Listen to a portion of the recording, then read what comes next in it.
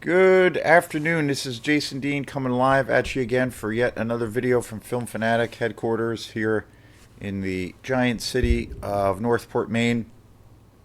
So this is actually take two. I tried doing a video earlier, but a little bit of chaos ensued, and here we go again. The We're in the midst right now of getting this massive snowstorm, and I was supposed to have two gigs today, but then they got switched.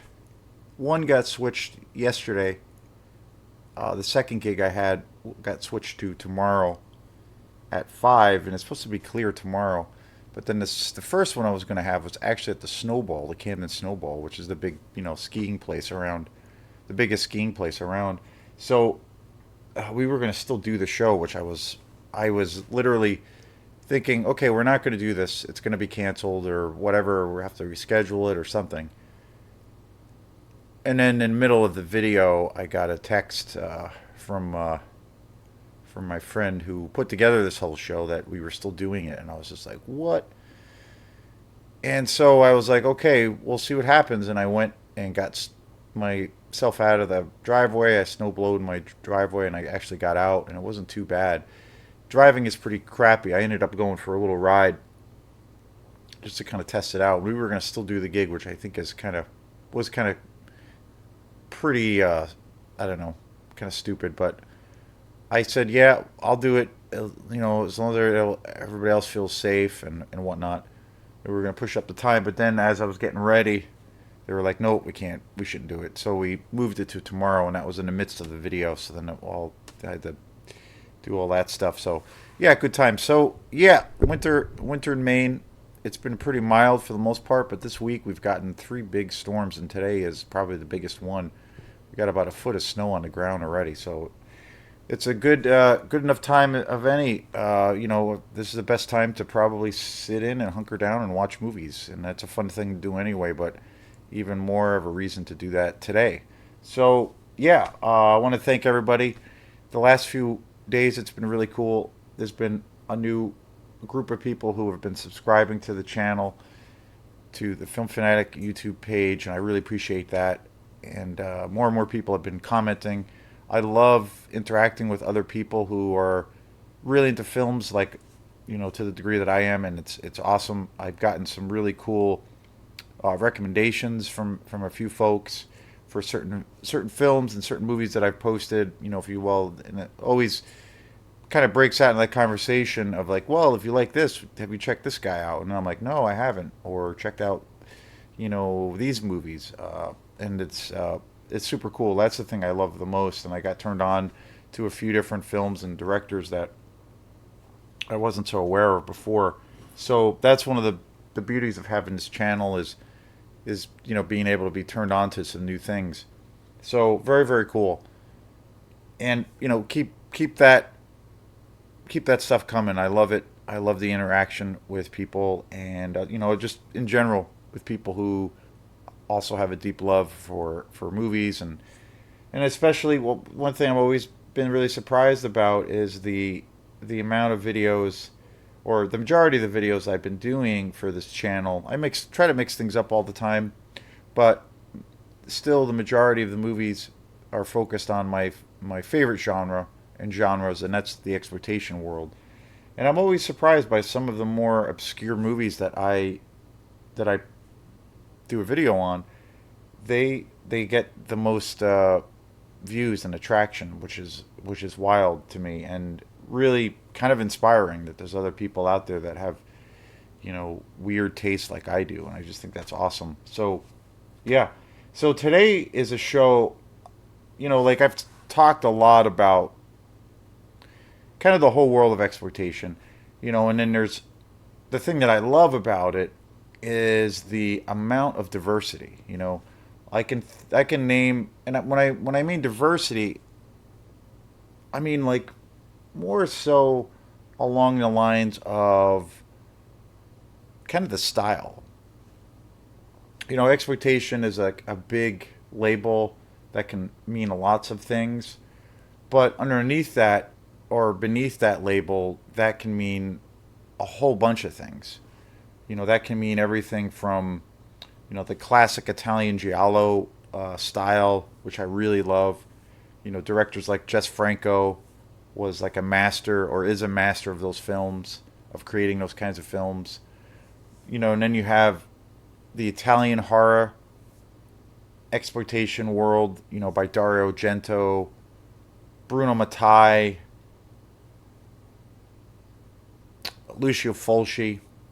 And then you have, you know, movies that are kind of deemed or labeled as like sex exploitation movies that I did. I did a review on this one really low down and dirty movie called A Scream in the Streets, and that's pure like unadulterated sex exploitation.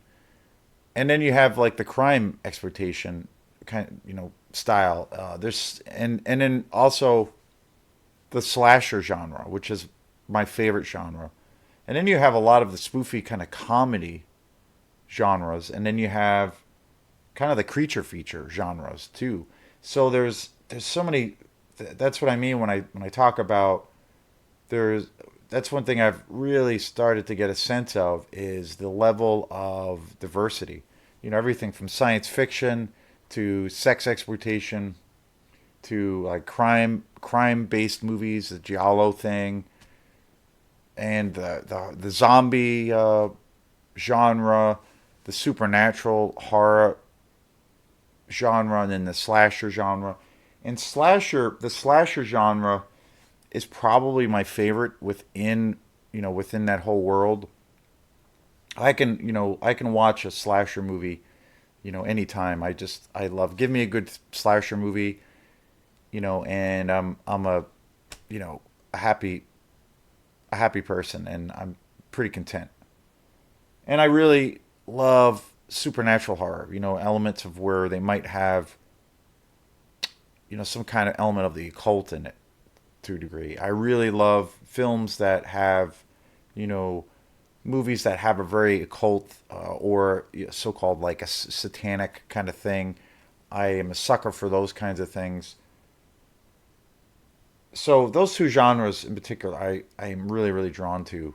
Those are just, just one well, like a great example of that kind of style would be this movie called Satan's Blood, which is just amazing. So those two styles of films are my favorite. But again, I love lots of different styles and genres. And so today I'm getting a chance to finally do a video on one of the most I feel I don't really hear it talked about, which I'm really amazed. But I think it's one of the greatest slasher movies ever, and it's just so amazing. And that is this amazing movie right here, Alice, Sweet Alice. This came out in 1976, which is hard to believe. The majority of the decades that I cover for a lot of these films, or a lot of these films, just so happen to be in those decades of the 70s and 80s. The more I dive into this whole genre, I've been discovering more and more films that came out even earlier, which I'm always blown away by. This was a movie I saw quite a few times as a kid, back in the VHS days. But I never really realized how old this film is, and it's from '76. And this, when you think of slasher films, say like Friday the 13th, which came out in 1979, 1980, this predates it by quite a few years. And this is an American movie, and it's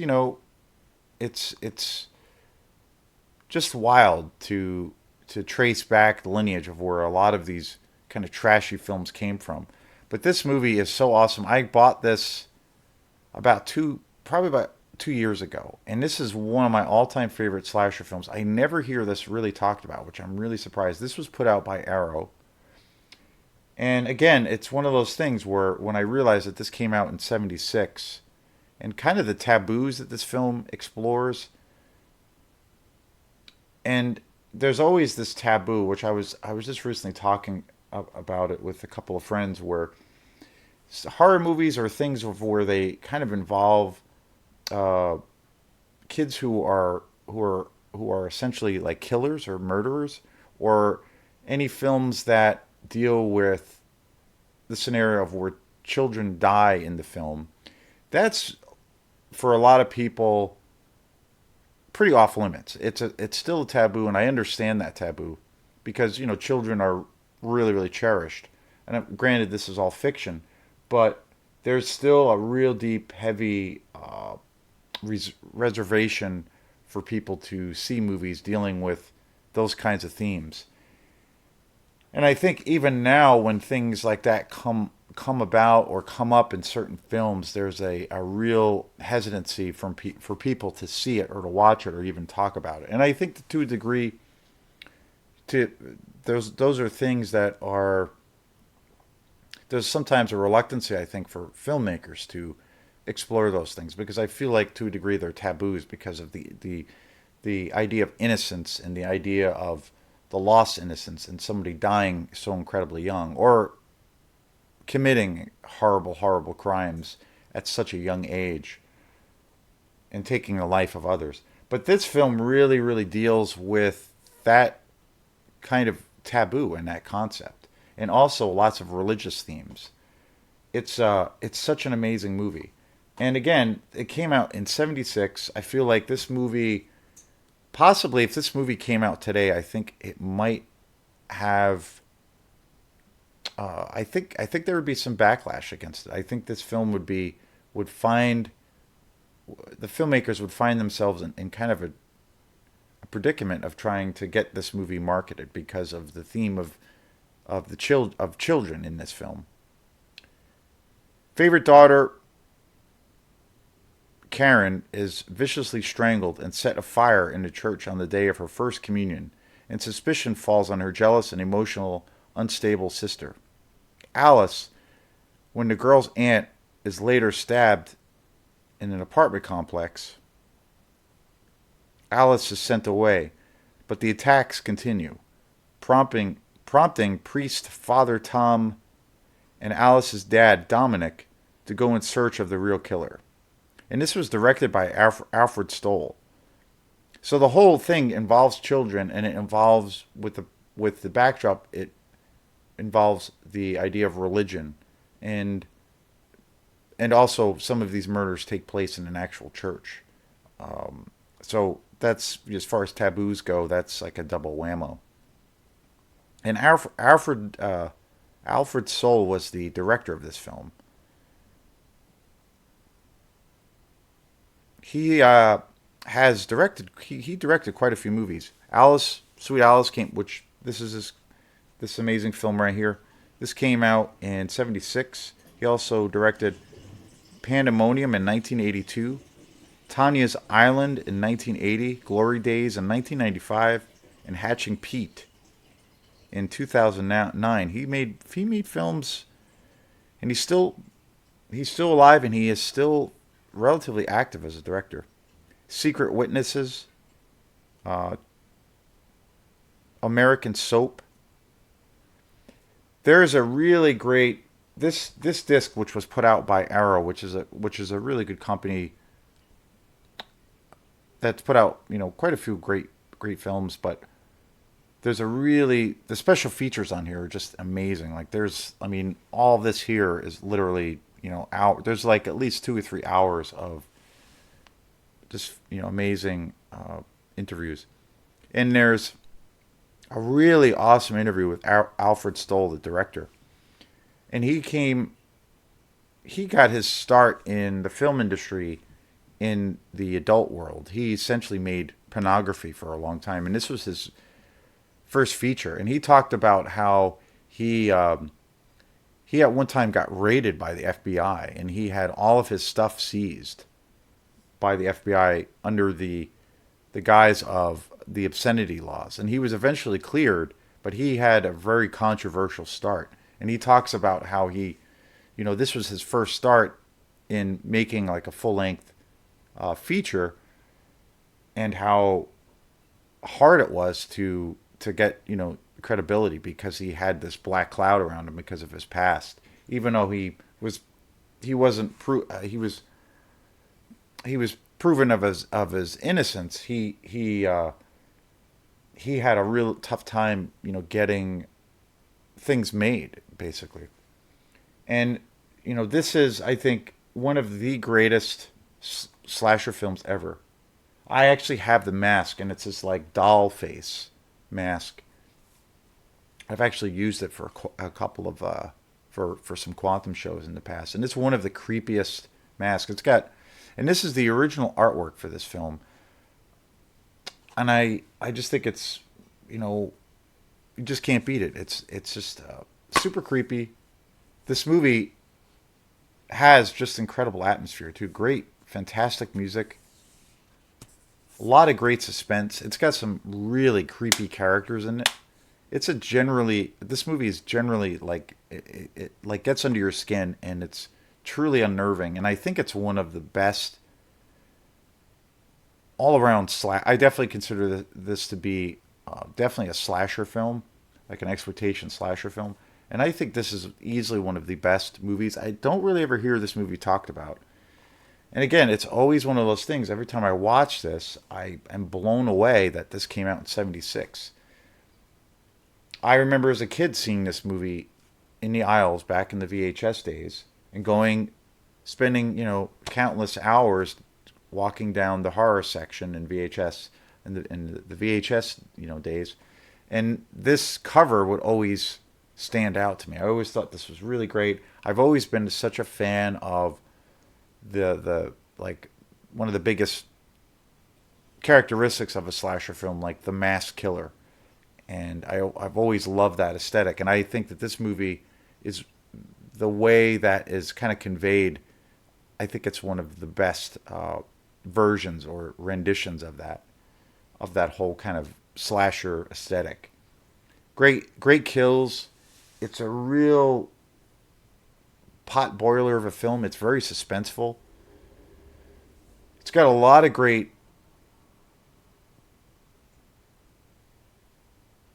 directions that the film goes into. It's not very predictable. Really great acting. And this film also marks the debut of Brooke Shields, who was, an 80s icon actress. And, a very beautiful woman. But this was her first movie. And I think Brooke Shields was, I believe she was like 11 or 12 when this movie first came out. And she, of course, went on to become a huge superstar. I think, was it the Blue Lagoon was one of her biggest hits. She was in all kinds of movies in the 80s. She was actually in this movie that came out in the 90s, which I think is an awesome movie called Freeway with Reese Witherspoon and Kiefer Sutherland. And she plays Kiefer Sutherland's wife. And it's such an awesome movie. It's a movie I'll eventually do a show on. It's called Freeway. And that came out, I believe, in the late 90s, early 2000-ish, or the 2000 aughts. Fabulous movie. Really messed up. Really kind of a disturbing movie. So, and one of the other fascinating things is a lot of what I've come across, too. There's been a lot of actors that they might have done these small parts, or they even got the start of their career, say in the decades of the 70s or the 80s, working exclusively in the exploitation world. And I always find that really fascinating, where a lot of these great directors and filmmakers and actors and actresses all kind of got their start, in that world, and how much that really helped kind of develop that period, really helped develop their whole, or helped to shape them what they would be later on. I mean, you have mega budget, mega star directors like James Cameron. He came out of the exploitation world. Roger Corman. And then you have like people like Brooke Shields. It's, even actors like Stacy Keach worked in the exploitation world. This really amazing this Australian exploitation movie that came out, that's called Road Games, with Jamie Lee Curtis. Jamie Lee Curtis is another one. She kind of worked in that world for a long time, and she's, done all kinds of movies since then. And it's always cool, like where you see that, and I've come across that more and more since I've been diving more and more into these movies. But again and again, I've said, the slasher genre is my go-to genre. It's my favorite style, and I put this right up as being one of the best. You know, in within that genre. Maniac. Bill Luswig's Maniac is probably my favorite, and then you have other films like Madman, which I really love. I did a show on that one. My Bloody Valentine, the original. The Toolbox Murders. The New York Ripper. I mean, the list is endless. There's so many. There's a period from the mid to late 70s, especially the late 70s, all the way to about 88, 89, where there was like, oh, geez, there's probably thousands of slasher exploitation movies that came out, and that's my jam. Like, I'm all about those movies. Another movie I discovered, which I did see as a kid, was New Year's Evil, an amazing slasher movie. I did a show on that a little while ago. Just so many great slasher movies, and I definitely consider this to be one of the best. I don't really hear. I know this movie is very has a lot of acclaim around it in certain circles, but I'm really surprised. I don't really hear this talked about more. I hear movies more about, like Maniac, for instance, or other films like The New York Ripper or My Bloody Valentine talked a little bit more. Even I feel like they're not given the amount of credibility, and they're not talked about enough. But I hear about them occasionally in certain circles, or even on people's channels on YouTube who do reviews about exploitation movies. But this one, I never hear it mentioned, and I'm always blown away because I really think that this really is the best. It's such a high, it's such a high quality movie. Great story. It's pretty sleazy. It's really demented. It's pretty disturbing. Like I said, it deals with those taboos involving children and essentially murder. There's some really perverted characters in this film. The music is fantastic. It's very suspenseful. It has very much a Hitchcock vibe to it. But this transfer that Arrow put out is amazing. It's it's gorgeous. The sound, the remastering taken from the original film negative for released on Blu-ray, which is fabulous, and the special features on this disc is definitely one of the best. I mean, there's a few hours, at least 2 or 3 hours of interviews and all behind the scenes things, and just amazing. So I can't recommend Alice Through Alice enough. 1976. It's hard to believe that it came out so long ago. Almost 50 years ago, and it still kicks ass. I think it still gives new anything I see now as far as new horror films that maybe have like a slasher, slasher element. I find that it's usually better than a lot of the newer films, and it holds up so well. And I think it's due to how this movie does push the envelope in a lot of ways with some of those themes that I mentioned. Where a lot of the times I think, although there's a lot of great films that come out, like in this, modern time, I also feel that there's also of a little bit of hesitation for certain filmmakers to maybe go into certain areas or push those boundaries. But during the 70s and 80s, those filmmakers just went for it. And that's one of the things I love about it is that they just really push those boundaries and in the envelope, because there wasn't any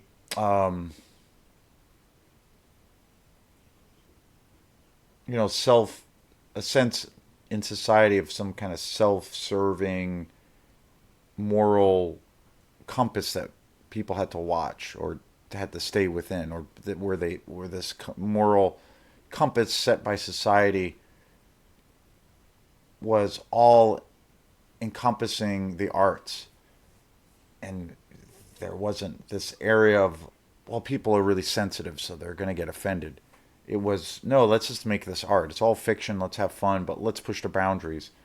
And, 70s and 80s, definitely my two favorite decades for that reason.